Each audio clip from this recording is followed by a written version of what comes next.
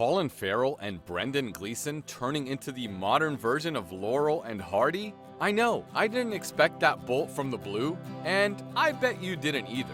Stranger things have happened before, however. In light of their two movies together, the Banshees of Inisherin following In Bruges, which they performed in together back in 2008, were each directed by Martin McDonagh. Farrell and Gleeson have demonstrated a special connection and masterful ability to play off each other that is reminiscent of the geniuses Laurel and Hardy from the previous century. True to his renowned style, McDonagh's comedy encompasses a healthy dose of embarrassment and irritation.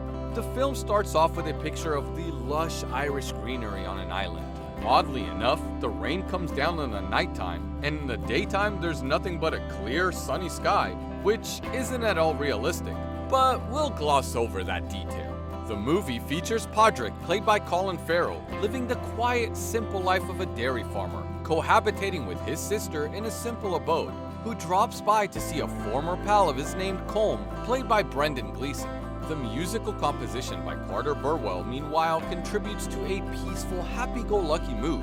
While on his way out, Pádraic mentions his pal to his sis Siobhán, played by Kerry Condon, who snidely proposes that his pal has had enough of him.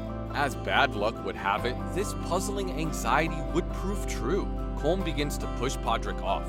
Following a number of attempts to socialize with him, it turns out that Pádraic has just exhausted Colm with his dullness. He is incredibly short with him upon any attempt to pleasantries and considers any association with him pointless, thinking it more worthwhile to do something else like playing his fiddle.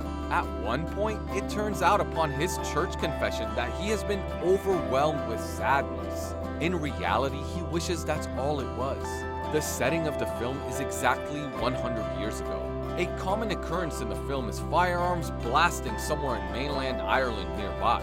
While film's creators chose to let film viewers discover it on their own, the disagreement between Pádraic and Colm personified the civil war in Ireland, which went on during those years. The tension grows to a gory point, underscoring the rowdy defiance of control and limits that Irishmen are known for.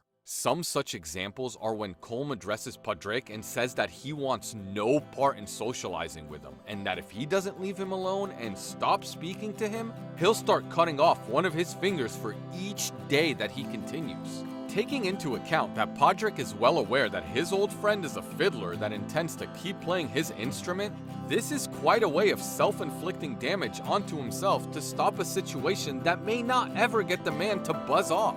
After Pádraic continues getting in Colm's hair, Colm really ends up cutting one of his fingers off.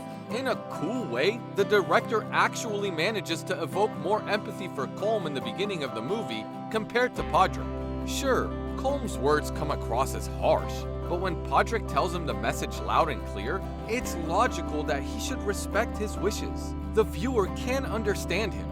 Dominic, Barry Cogan, is quite a crude son of a police officer that Colm converses with.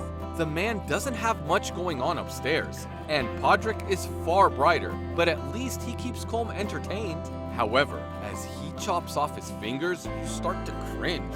You start to wonder how many of his fingers are gonna have to go. Self-inflicted harm is a thing the Irish know all too well, and in Banshees of Inisherin, McDonagh has a much better basis in sending America a message in this film than he's had in films past.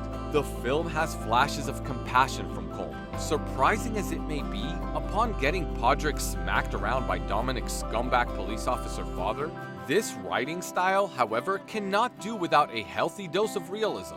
McDonagh has provided material and guided the interaction between the two-star actors with such brilliance that only a true fan as familiar with them as astute fans would be could. A lot of their interactions are off the cuff. A lot of this involves Colin's bewildered eyebrows, while Brendan directs an unsettling, mysterious staring. The awkward silences that occur in the conversations between the two often evoke more laughter than the lines McDonagh has written them. Keoghan in this film emerges as one of the biggest delights of the movie, owing to his hilarious, unapologetic crudeness, leaving his sad shortcomings exposed.